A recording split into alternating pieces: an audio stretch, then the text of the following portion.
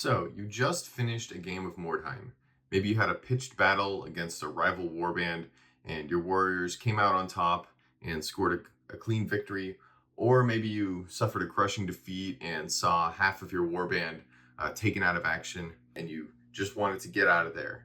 Once your warriors are off the battlefield, the game doesn't stop there, because after the battle comes the post battle sequence. I've seen a lot of confusion regarding this part of the game, with new players having trouble figuring out just the order in which things happen or figuring out the math behind calculating your warband rating. So I'm here to clear up any confusion there might be. I'm going to use my Sons of Hashut warband to demonstrate, mostly because I haven't showed much of them on camera. So let's say this is your warband after a battle. All the warriors that I have standing did not go out of action, and all the warriors laying down were the ones that went out of action this game. Step one of the post-battle sequence is injuries. In this segment, we're going to see which of our heroes and henchmen survived the battle and which of them are now permanent residents of Mordheim. So if I look at my warriors that went out of action, I have a single Chaos Dwarf champion that went out of action this game, and he is one of my heroes. So for this Chaos Dwarf champion, we are going to roll once on the Heroes Serious Injuries chart. This roll is a D66, meaning one of the dice needs to represent the tens and one of them needs to represent the ones. So for example, this roll would be 23 if I designated this as the tens. So we're going to go ahead and roll our dice. We got a 54. Luckily for us, 54 falls under the full recovery. So this warrior is free to rejoin the warband. However, if we were to roll something like a 12, then that warrior would be dead and they are permanently removed from your roster. So I would come over to this section and erase this guy from my roster since he is no longer with us. And any equipment he was carrying is also lost to the battlefield. There are a few more serious injuries that could cause some potential confusion, so I'll briefly go over those. The multiple injuries section is an interesting one because instead of just suffering one injury, you roll a d6 and roll that many more times on the table. So for rolling a 6, I would have to roll 6 more times on this entire table. And you re-roll any result of dead, captured, or multiple injuries.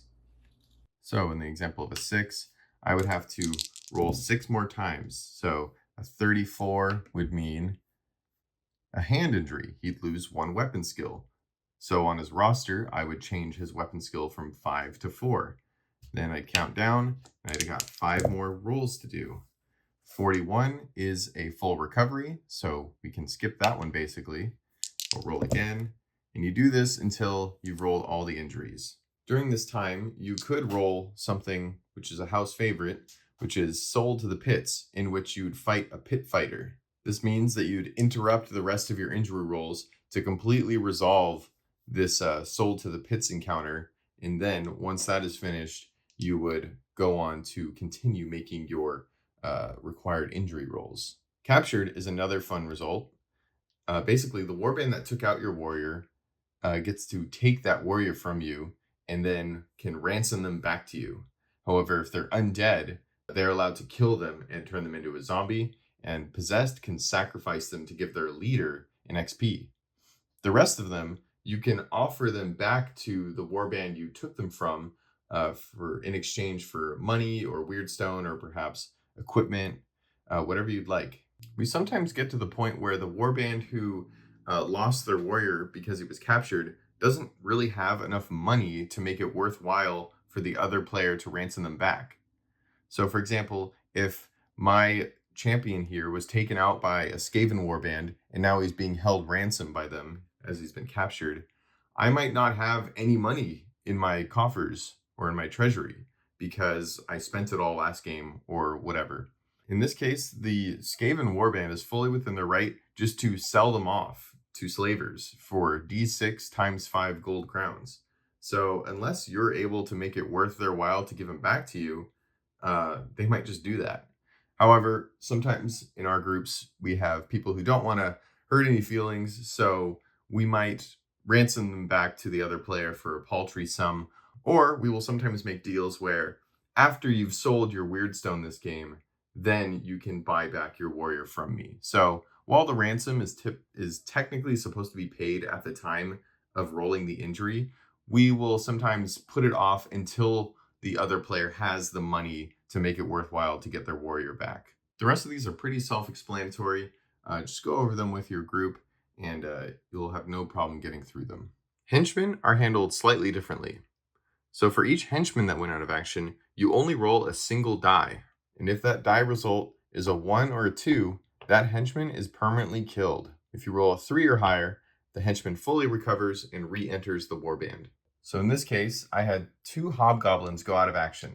So I'd roll 1 die for each, and any die showing a 1 or a 2 means the henchman died, a 3+ means they survived. So in this case, both of these hobgoblins recovered to rejoin the warband. Henchmen dying on a 1 or 2 is not universal. Some henchmen die on a 1, 2, or 3. Just make sure you check that warrior's entry to make sure you're getting this right. So in the case of this blunderbuss, he was the only henchman in this group. So not only is he dead, but that group is permanently gone because there's no one left. So I'd have to erase this group from my list. And then moving on to hired swords, I have an ogre bodyguard in my warband. And as beefy and as cool as hired swords can be, they still roll on the henchman table. So if I roll this ogre bodyguard is gone forever. So after injuries, we move on to allocating experience. This is where the warriors who survived the battle are going to earn their experience that they might have gotten during the battle and for surviving. So for each of my heroes that survived the battle, even if they went out of action like this champion, if he survives and rejoins the warband, they're all going to get 1 experience point just for living. And on the henchman side, they all get 1 experience for surviving as well. However, in the example, we actually rolled that these 2 died, so they would obviously not get any experience. In fact, they wouldn't even be on the roster. However, we're going to say that they did survive just to demonstrate the next part. So everyone got 1 experience for surviving. And in most scenarios, your leader will get 1 experience for winning the battle. So if we won this last battle, we will give him an extra experience.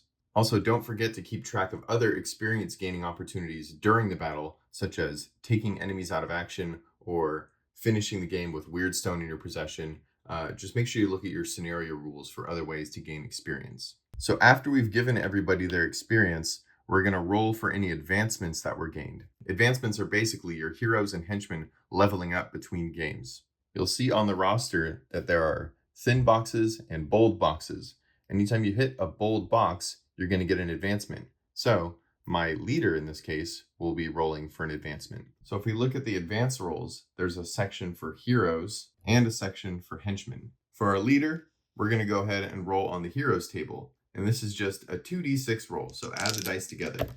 So we got a 10. For a hero, a 10 is a new skill. Every hero type has specific skill categories that they're allowed to choose from. So our apprentice sorcerer can take from combat, academic, or special skills that are unique to the Sons of Hashut. So you would check out the relevant skill tables in the skills list in the rulebook and pick one that suits your fancy. And don't forget, if you have any, to check out any special skills that are unique to your warband. And the cool thing about wizards and priests and other warriors like that can cast spells or prayers is that when you roll a new skill, you can actually roll up a new spell or prayer for that warrior instead of taking a skill. So for the Sons of Hashut and my Chaos Sorcerer that just got a skill, I'm going to instead roll on his magic table to see what spell I get. I rolled a 4, which is Vanish. So I would add this to his spells list.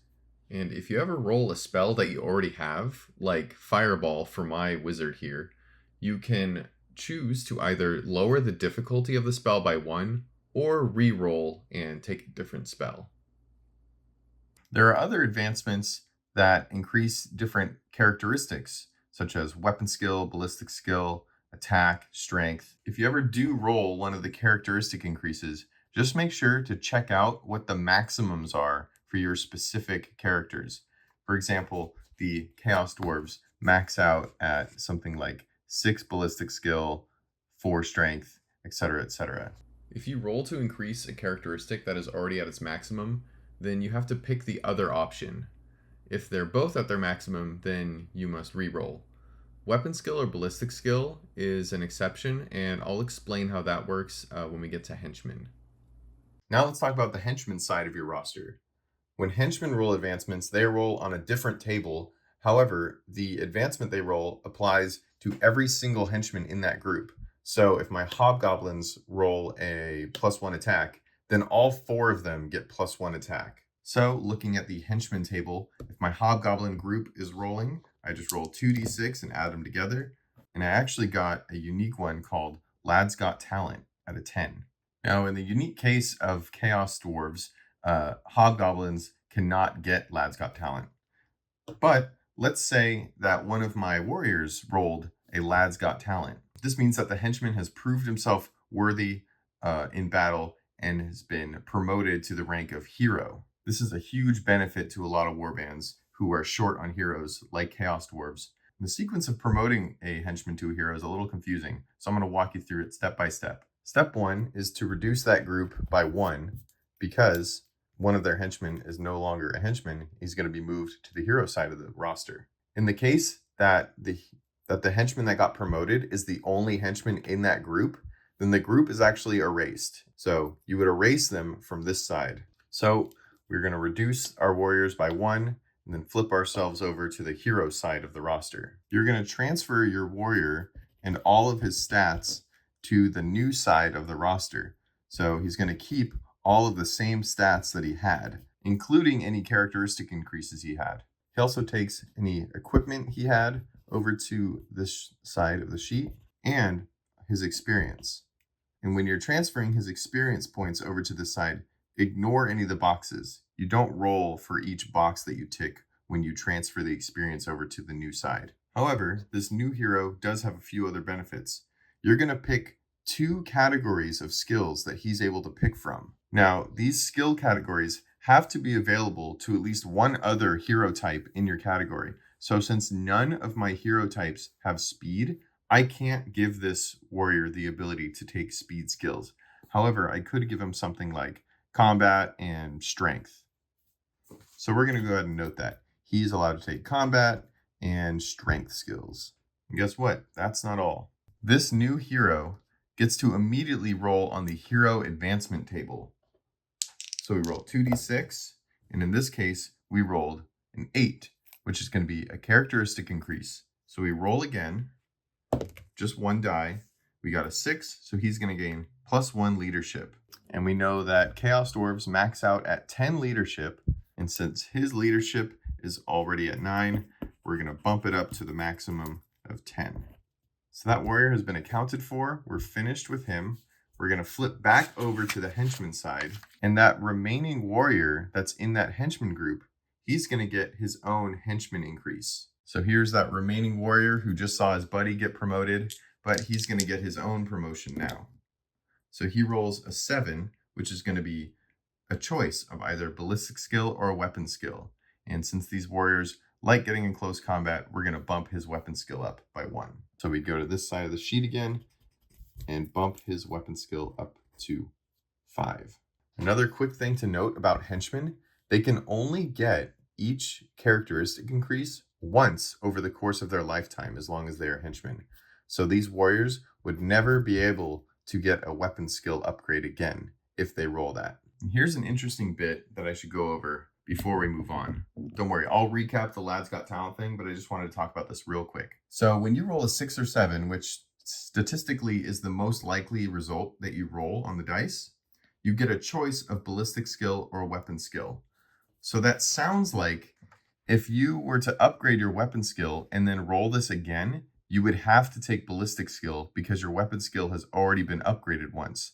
However, this is not the case. Because you get a choice, you could choose to take weapon skill.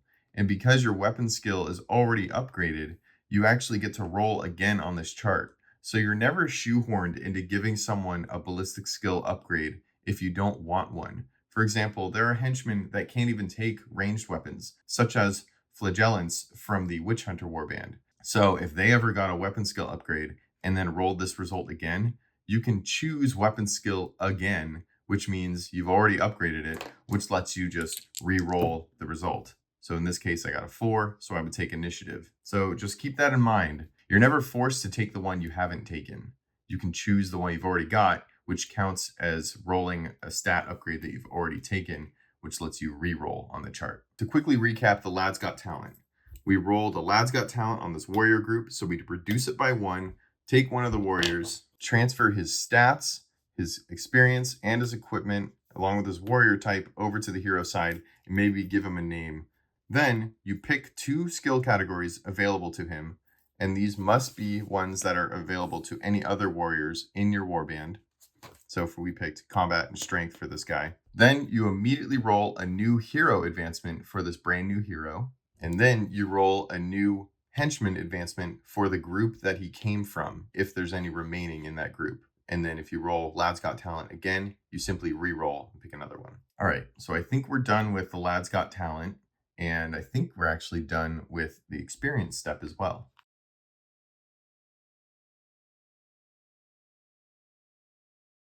So next comes time to roll on the exploration chart. So the exploration procedure has its own steps, and I will quickly walk through them for you.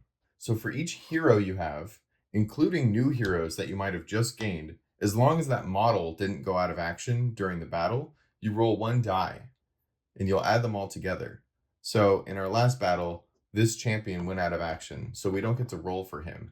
However, if we won the scenario, we actually get to roll an additional die. Let's say this guy didn't go out of action for these purposes, so he gets to roll a die as well, and we won the scenario. So for example, if I ever had 6 heroes and I was rolling dice for all of them and I won the scenario, I'd be rolling 7 dice. Well, when you roll those dice, you're going to only pick the 6 that you want. So no matter how many dice you roll, you always end up with 6. So you exclude any dice you don't want. Just going for the extreme example, let's say we had 6 heroes, none of them went out of action, and we won the scenario. So we're going to roll 7 dice. We're going to exclude this 1, and this is our final result. You take a look at the number of wyrdstone shards found table.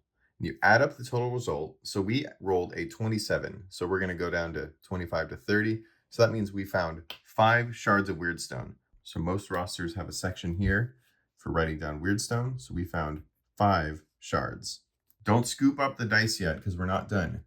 Any multiples you rolled, you're going to keep track of. So we rolled a double 4 and a double 5.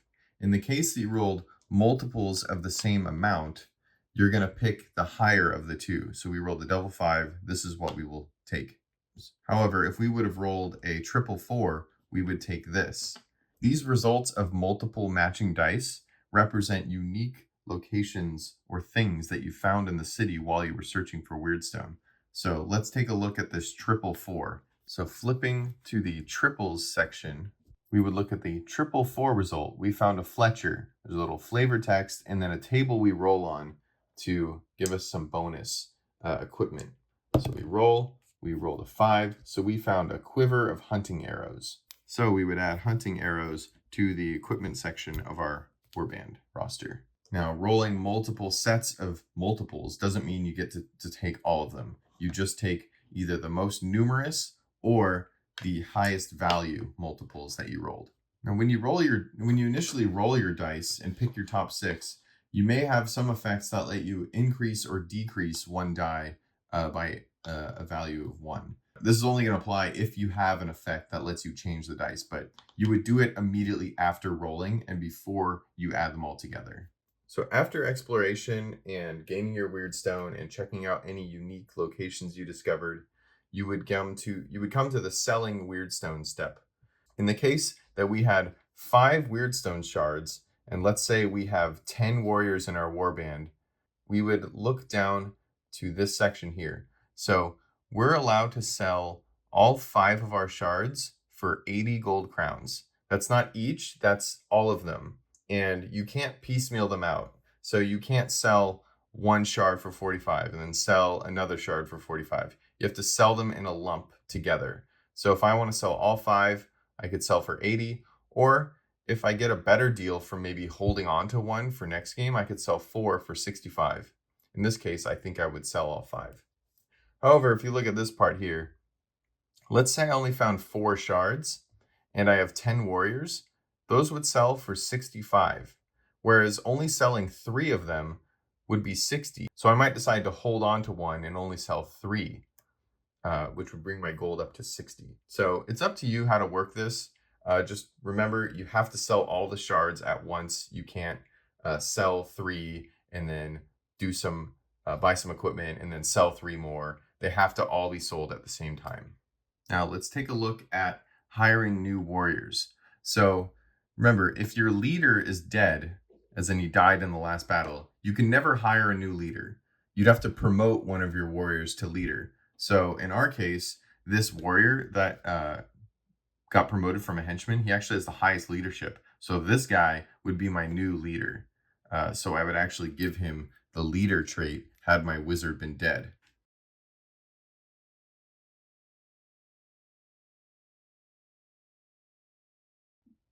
So here's something interesting to note for certain warbands. So if the original leader of your warband is a warrior type that is a wizard or can cast prayers, if that leader dies, the new leader that gets promoted based on leadership gets to take the ability to cast spells. So the next time this new leader gets an advancement, they are allowed to roll on their appropriate spell or prayer list instead of rolling on the advancement table. So this applies to warbands like Carnival of Chaos, Sisters of Sigmar, and Cult of the Possessed, and this would also apply to Sons of Hashut because their leader, the original leader, is a wizard. Now, in the case of other warbands where you might have a spellcaster, but it is not the leader of the warband, the new leader doesn't get to take spells. You get the point. Any warband that starts with a leader who can cast spells, their new leader will always gain the same ability to cast spells. So this is our roster after we've done all of our advancements and we sold all our wyrdstone. Now comes time to hire new recruits. So if any heroes died, other than the leader, you can hire them back at no extra cost. Obviously, you'll just pay however much they cost to hire them and then buy them some equipment to put them into the warband. And this new hero will come in with their starting experience amount. However, henchmen are a little more interesting. So let's say these are the henchmen I have.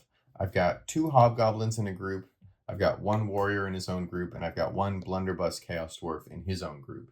When it comes time to hire henchmen, I can always make new groups of henchmen and put them into their own slot on the roster. But you can also try to add henchmen to existing groups of henchmen, because if these guys have a pretty good stat upgrade, I might want to try and bolster their ranks because any new recruits also get the same benefits. However, I have to roll to see how much XP is available to me in order to hire henchmen this turn. So before I hire my henchmen, I have to roll a 2d6 and add them together, and that's the XP I'm allowed to spend on henchmen. So I only rolled a 4, which is pretty unfortunate. However, that is enough to bolster some of these groups. So this Hobgoblin henchman group, they've earned 2 XP. That essentially means that each of these hobgoblins has 2 XP worth of experience. So if I want to hire, if I roll a 4 for my available XP this round, and I want to hire 2 more henchmen into this group, I would have to spend all 4 XP to give these guys 2 each to join this group. So then I would be up to 4 henchmen at this group. Or I could do something like maybe I want to just add 1 henchman to this group and maybe bolster this warrior group. So I would spend 2 of that 4 XP on this group to add this man in. So that would bring me down to 2 remaining. And then I would spend 2 more XP to add a henchman to this group, leaving me with no XP to spend on existing henchmen. Any henchmen that I want to hire beyond this, I would have to put in their own brand new groups because I've spent my XP budget this turn. Additionally, when you hire henchmen and put them in existing groups, you not only have to buy them all the same equipment that that group has, but you also need to pay 2 more gold for each XP. So if this hobgoblin costs 15 gold and his poison daggers cost 15 gold, he's at 30, and then I'd have to spend 4 more for those 2 XP. So the cost of adding 1 henchman to this group is now 34 gold if I want to keep them using poison daggers. However, I can take away their poison daggers before I add him into this group and maybe give them regular daggers to lower the cost of hiring henchmen into the group. Because remember, every henchman that's in the same group has to have the same equipment. Furthermore, at this stage of the game, if I have any hired swords, I need to pay their upkeep in order to keep them in the warband. So for example, now that I've sold all my wyrdstone, I have to pay this guy, this ogre bodyguard, 30 gold to ensure that he stays in my warband. If not, he will leave the warband and I will erase him from my roster. You're also able to sell equipment at any point during this phase of the game. However, when you sell equipment, you only sell it at half price.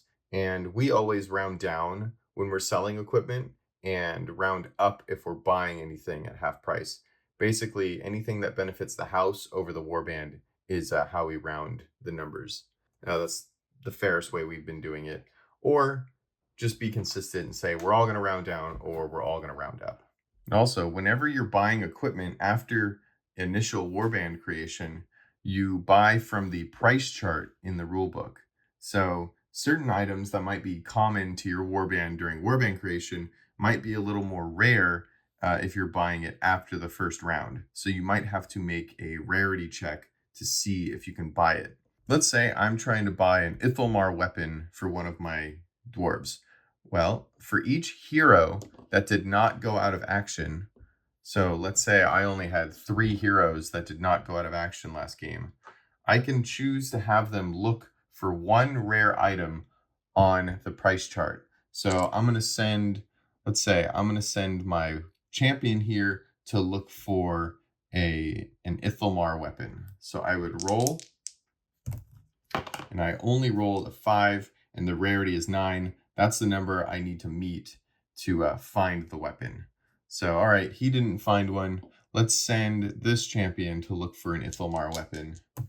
I rolled a 7. That won't do it either. And finally, I'm going to send my leader to look for an Ithelmar weapon. And let's roll to see what he gets. He ran a 4, so we don't find an Ithelmar weapon, so we can't actually buy him his Ithelmar weapon this turn. It should also be noted that if you do succeed on a rarity roll, you can only ever buy 1 item for each rarity roll, only 1 copy of the item. However, if we were to find the Ithelmar weapon, we can see that this has a variable price. So if I wanted to buy it, I would buy whatever weapon type it is and multiply it by 3. But there are other weapons, such as the elf bow, that have a variable cost, in which it has a base cost of 35, and then you would roll 3d6 to see the additional cost. So that is a horrible roll, so we'd be paying a lot for that elf bow. But if you're ever selling a weapon that has a weapon or a miscellaneous piece of equipment that has a variable cost, you ignore the variable part, and that is the value that you'll be having. So if I were to sell my holy relic back to the shop, I would only get half of this 15. So I'd get 7 gold.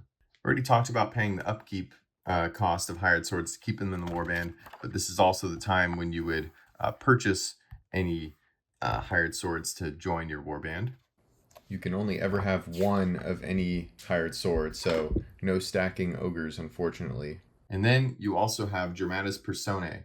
These are basically the main characters of Mordheim. People like Einar, Sword of the Twilight, or Bertha for the Sisters of Sigmar, and Johann the Knife. So if you want to look for a Dramatis Persona to join your warband, you have to pick a hero, and that hero cannot also look for rare items. So if I sent my leader to look for an Ithelmar weapon, he cannot also look for a special character. So all you need to do is roll under that character's initiative score. And if you roll under the score, then you find the specific Dramatis Persona that you're looking for.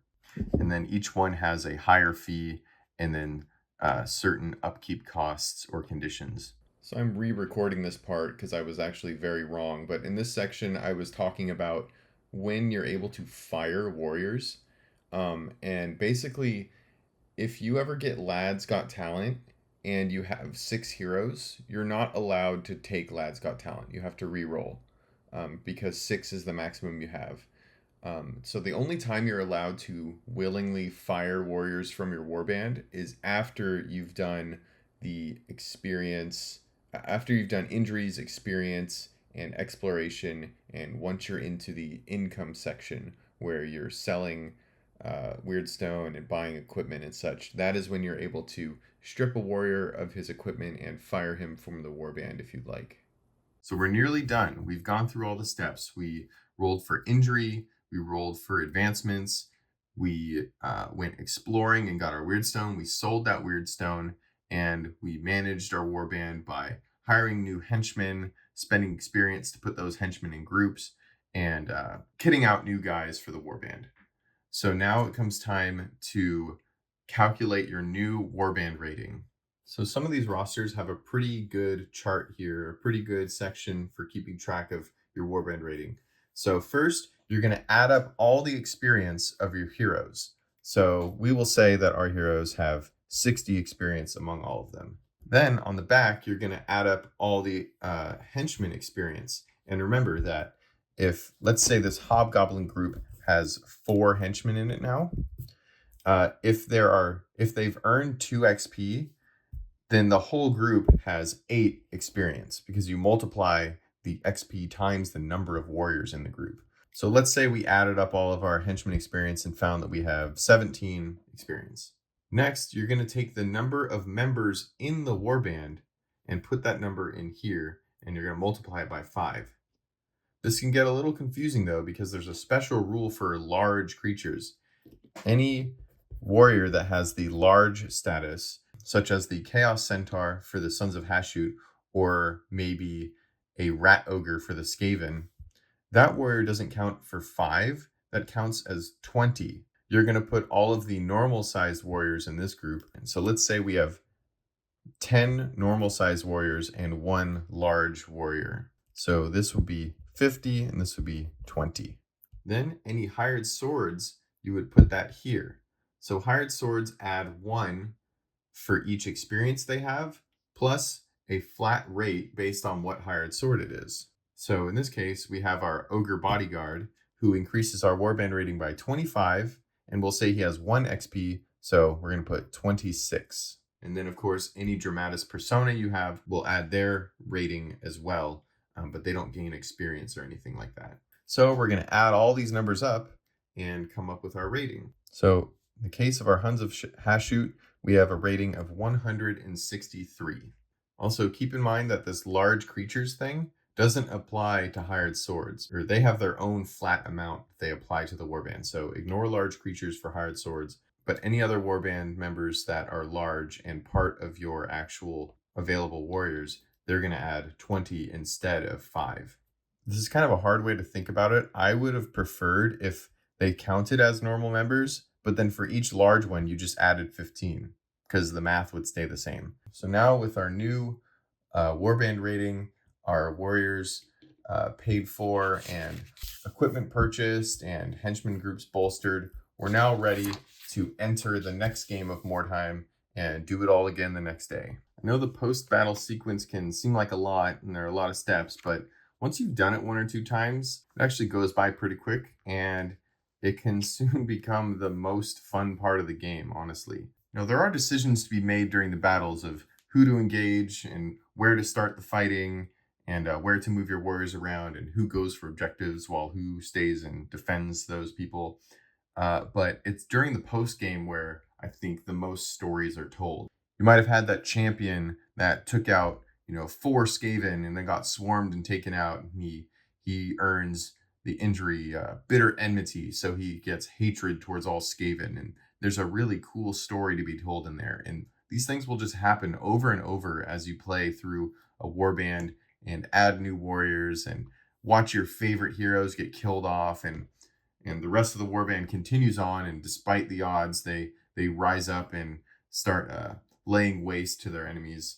It's truly the post-battle sequence and the campaign system as a whole that makes Mordheim such a mainstay in my life, and I know I'm not the only person that feels that way. So, if I got anything wrong and you feel the need to point it out, please do. I don't want to be spreading too much false information, so check in the comments to see if there's anything I got wrong and if the discussion is continuing. Or if you have any questions, you can put comments in there as well, and I'll try to answer those. So thanks for watching. I hope you learned something, and I hope you have fun.